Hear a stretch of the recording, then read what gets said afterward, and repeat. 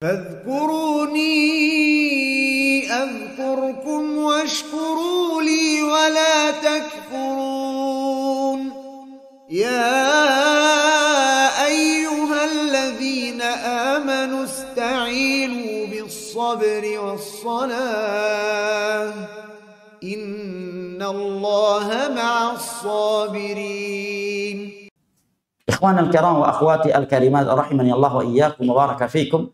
Maka Imam Ibnu Qayyim rahimallahu taala di sini menjelaskan kepada kita bahwa seluruh nikmat itu dari Allah semata. Dan nikmat itu ada dua, nikmat ketaatan yaitu dia bernilai agama, dan nikmat yang sifatnya dunia. Nikmat dunia itu Allah berikan kepada hambanya yang kafir, yang mukmin, yang saleh dan yang fasik sekalipun. Maka bukan pertanda cintanya Allah kepada mereka. Dunia bukan pertanda cinta Allah kepada mereka, sebagaimana tidak memiliki dunia sebagai tanda marahnya Allah kepada mereka. Nah, oleh karenanya Islam bukanlah agama yang memuji orang kaya karena kekayaannya, sebagaimana Islam bukanlah agama yang mencela penganut yang miskin karena kemiskinannya. Demikian juga sebaliknya. Di dalam Islam, kekayaan itu tidak, orang yang kaya tidak dicela karena kekayaannya, sebagaimana orang miskin juga tidak dipuji di dalam Islam karena kemiskinannya. Ini hal yang perlu dipahami baik-baik. Islam bukan agama yang mencela kekayaan atau mengajak untuk menjadi kaya. Sebagaimana Islam bukanlah agama yang mengajak hidup miskin atau mencela hidup miskin.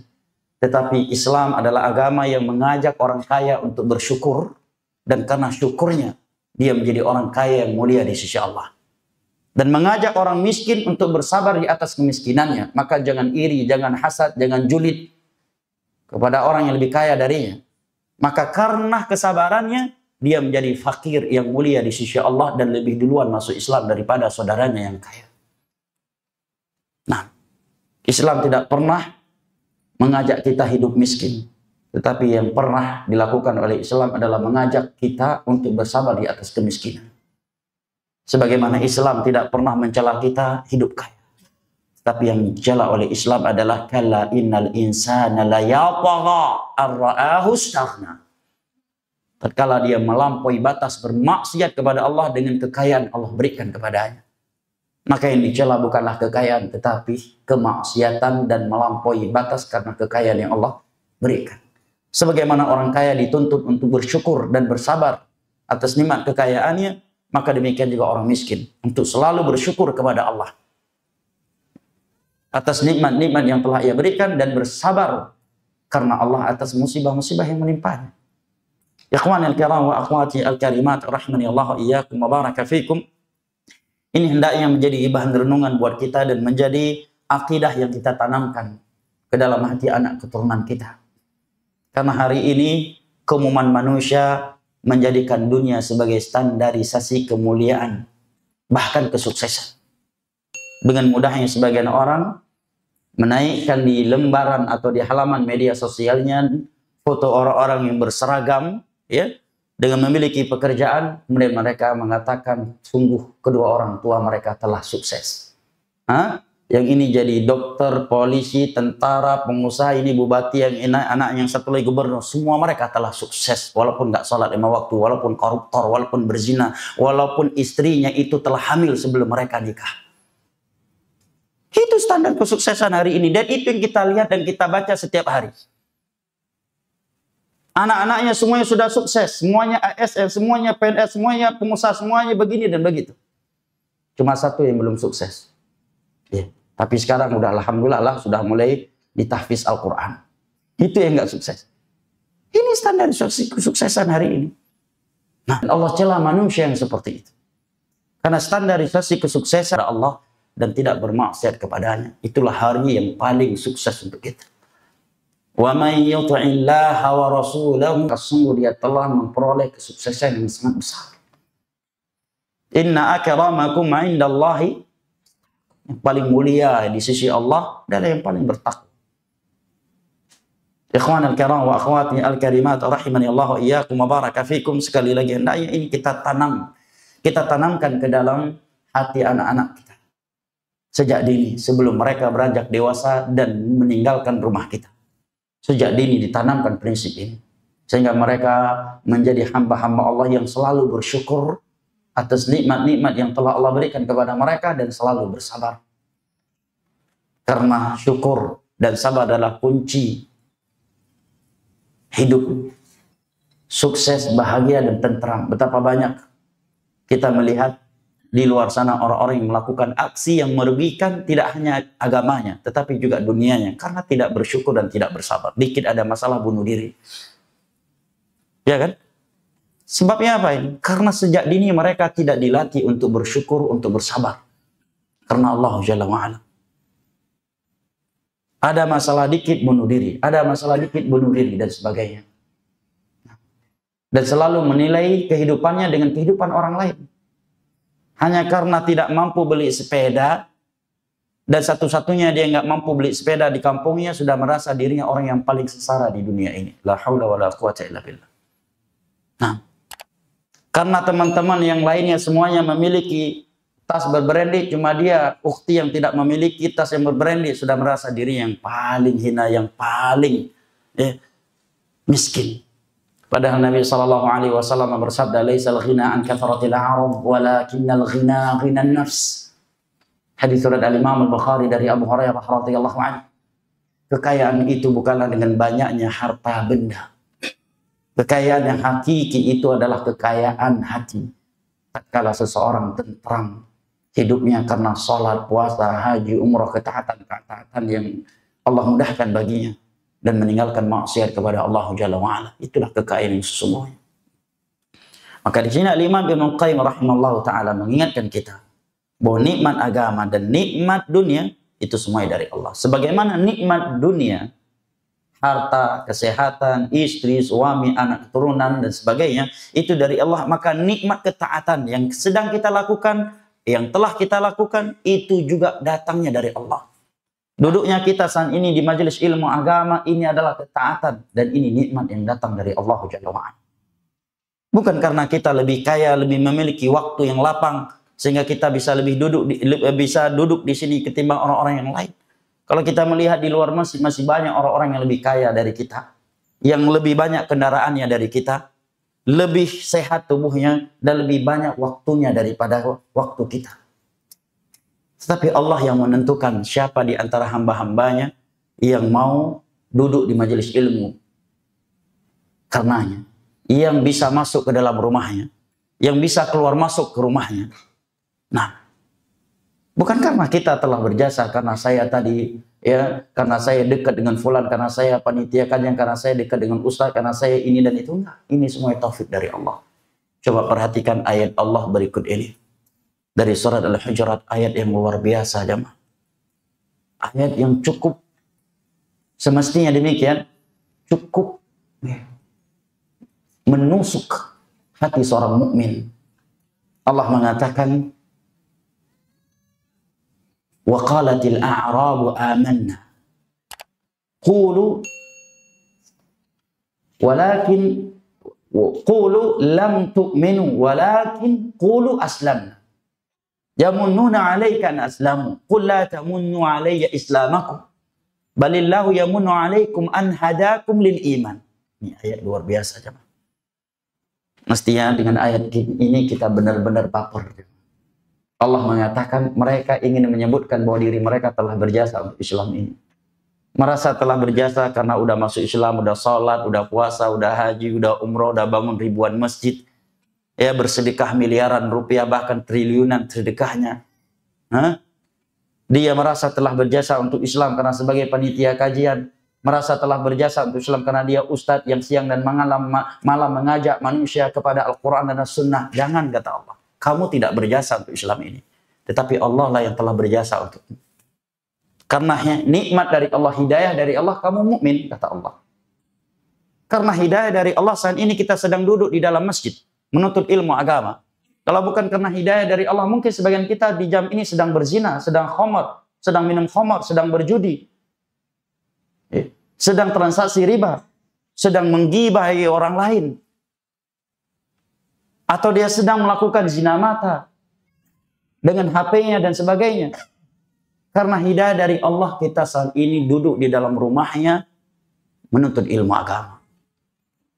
Seorang ustadz yang berdakwah siang dan malam dengan jam terbangnya yang begitu tinggi juga tidak boleh merasa dirinya telah berjasa untuk Islam ini meskipun dia sudah memiliki karya ribuan buku. Justru Allah yang telah berjasa untuknya. Karena hidayah dari Allah, dia menjadi dai yang mengajak manusia kepada tauhid dan sunnah. Karena kalau bukan hidayah dari Allah, mungkin dia menjadi ustadz yang mengajak kepada syirik dan bid'ah. Karena hidayah dari Allah, dia menulis buku-buku yang bermanfaat. Karena kalau bukan hidayah dari Allah, mungkin dia akan menulis buku-buku yang menyesatkan manusia. Makanya kata para ulama, jangan terlalu GR untuk agama Allah ini. Karena kan jangankan kita aja, para sahabat Nabi, bagaimana perjuangan yang telah mereka lakukan. Nyawa mereka pertaruhkan untuk agama Allah. Tetapi kepada mereka Allah mengatakan, in tatawallaw yastabdil qauman ghairakum tsumma la yakunu amsalakum. Seandainya kalian ingin pergi meninggalkan Muhammad berdakwah sendirian, Allah akan lenyapkan kalian dan Allah akan datangkan orang-orang yang baru yang tidak akan seperti kalian. Kepada mereka juga Allah menurunkan ayatnya dan dibacakan oleh Nabi kita sallallahu alaihi wasallam. Ya ayyuhalladzina amanu may yartadda minkum an dinihi fasawfa ya'tillahu biqaumin yuhibbuhum wa yuhibbunah. Wahai orang-orang yang beriman, barang siapa yang murtad dari kalian tidak akan merugikan Allah. Allah akan mendatangkan hamba-hambanya yang baru yang dicintai oleh Allah dan mencintai Allah. Ketika Nabi membacakan ayat ini, saat itu di depan beliau Abu Bakar, Umar, Uthman, Ali, dan para sahabatnya. Yang secara logika seandainya Abu Bakar, Umar, Uthman, Ali, dan para sahabat beliau lainnya radhiyallahu anhum saat itu tidak membantu dakwah beliau, mungkin kita akan berkata Nabi nggak akan mungkin bisa berdakwah. Tapi kepada mereka Allah mengatakan, barang siapa yang murtad, wahai orang-orang yang beriman, dari kalian Allah akan datangkan hamba-hambanya yang baru, yang siap berjuang untuk agama Allah ini, yang siap mengorbankan dunianya untuk agama ini. Hari ini seorang ustadz murtad, 1000 ustadz murtad, na'udzubillah, maka Allah akan gantikan dengan ribuan ustadz lain yang lebih ikhlas, yang lebih berani menyuarakan kebenaran. Jangan terlalu GR untuk agama Allah ini. Nabi SAW, Nabi penutup seluruh para Nabi, telah wafat lebih dari 1400 tahun yang lalu. Tetapi agama Allah masih terjaga kemurniannya sampai hari ini dan sampai hari kiamat nanti. Maka mungkinkah hanya karena hilang orang yang seperti kita yang berlumuran dosa ini, apabila kita meninggalkan agama ini nggak ada lagi yang menolongnya? Ini terlalu pede, terlalu GR. Nabi Muhammad SAW telah wafat. Umar, Abu Bakar, Uthman, Ali, Khulafa ar-Rasyidin radhiyallahu anhum, tabi'in, tabi'in, 4 imam mazhab, semua mereka sudah berada di dalam tanah saat ini.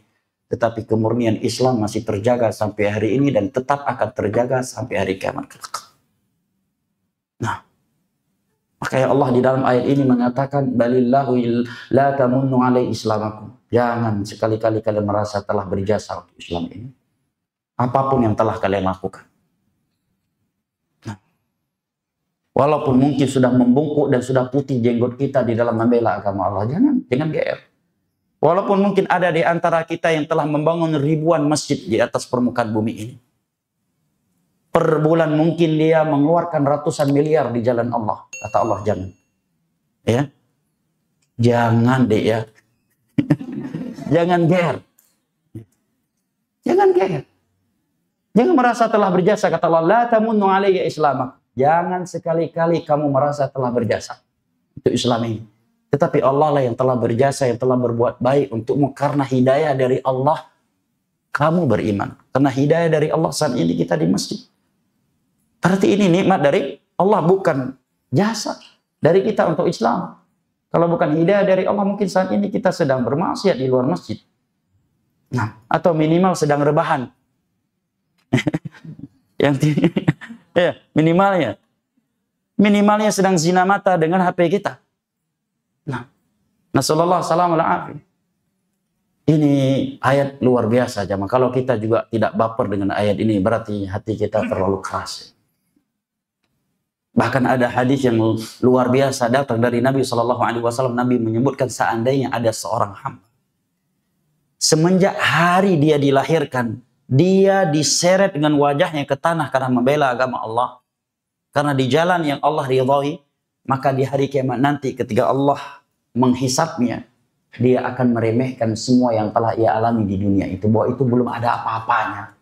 Tidak ada nilainya. Dibandingkan nikmat-nikmat Allah untuk dia, yang belum dia syukuri, dan dibandingkan dosa-dosa dari dia kepada Allah. Demikian juga jika dibandingkan dengan kesempurnaan surga Allah. Ada nggak orang di dunia seperti ini? Tentunya nggak ada. Tapi seandainya ada, semenjak lahirnya dia diseret dengan wajahnya ke tanah sampai matinya. Kemudian dia datang menghadap kepada Allah pada hari kiamat kelak. Dia akan meremehkan semua yang telah dia lewati, yang sedang dia alami itu. Siapa di antara kita yang pernah diseret dengan wajahnya ke tanah semenjak lahirnya sampai hari ini? Ada. Kalau ada, nggak mungkin sedang di masjid. Ya, paling cuma sekedar dibully, ya. Itu pun dibully secara online, bukan secara offline. Kita nggak kenal siapa yang membuli kita, dan belum tahu juga pernah jumpa ataukah tidak. Itu aja kita terkadang udah merasa, luar biasa ini perjuangan gua untuk agama Allah. La haula wala quwwata illa billah. Ya akhi, hanya sekedar jadi ustadz, hanya sekedar menjadi panitia kajian, hanya sekedar menjadi DKM masjid, hanya sekedar telah membangun 2-3 ribu masjid, kita merasa telah berjasa untuk Islam. Jangan. Nabi kita saja Allah katakan di awal surah Al-Mudaththir, 5 ayat pertama yang menjadikan beliau seorang rasul, dan ini wahyu pertama yang beliau terima setelah jedanya wahyu, setelah turunnya 5 ayat pertama dari surat Al-Alaq sebelumnya. Apa kata Allah di dalam surah Al-Mudaththir? Wala tamnun tastakthir. Ini setelah beliau diangkat menjadi rasul. Wala tamnun tastakthir. Jangan sekali-kali engkau merasa telah berjasa dan telah berbuat banyak untuk agama Allah. Ini Nabi loh, digituin oleh Allah. Gimana dengan kita jamaah? Allah musta'an. Ikhwan al-kiram wa akhwati al-karimat, maka apabila kita melakukan ketaatan, hadirkan dalam hati kita. Ini nikmat. Dan setiap nikmat harus disyukuri. Dan bentuk syukur kepada nikmat Allah adalah amal berikutnya, ya kan? Kita bisa bangun salat tahajud, nikmat dari Allah. Wajib kita syukuri. Maka mengajak kita untuk melakukan ketaatan berikutnya. Salat sunnah qabliyah subuh. Dapat melakukan salat sunnah qabliyah subuh adalah nikmat dari Allah yang wajib kita syukuri, maka kita mensyukurinya dengan melakukan salat subuh berjamaah dan seterusnya. Nah, maka kata Imam Ibnu Qayyim, fatarghaba ilaihi an yulhimaka dzikraha. Maka seyogianya engkau memohon kepada Allah Jalla wa Ala agar menganugerahkan kepadamu sifat selalu mengingat akan nikmat-nikmatnya dan selalu bersyukur kepadanya. Karena sebagian manusia ini cuma pandai mengingat musibah yang datang dari Allah kepadanya, tetapi dia tidak pandai mengingat nikmat-nikmat Allah yang Allah berikan kepadanya. Padahal Allah Jalla wa Ala berfirman di dalam surat An-Nahl ayat 53, "Wa ma bikum min ni'matin faminallah." Tiada satupun nikmat pada diri kalian kecuali datangnya dari Allah. Ini prinsipnya. Memang benar kita berikhtiar sebelumnya, akan tetapi ingat, setelah kita mendapatkan nikmat atas ikhtiar yang telah kita lakukan sebelumnya, jangan kita nisbatkan kepada ikhtiar yang telah kita lakukan. Nisbatkan semata kepada Allah Jalla wa'ala. Memang kita telah berikhtiar, kita sekolah, kita rajin, disiplin, kemudian kita kuliah dan sebagainya, sehingga kita mendapatkan sebuah profesi yang menurut manusia itu profesi yang sangat menentukan masa depan seseorang. Jangan sekali-kali kita mengatakan karena ana dulu berjuang luar biasa, karena ana dulu kuliahnya luar biasa, ana rajin banget dulu. Jangan. Cukup katakan ini nikmat dari Allah. Allah ingin menguji aku, apakah aku mensyukuri ataukah tidak.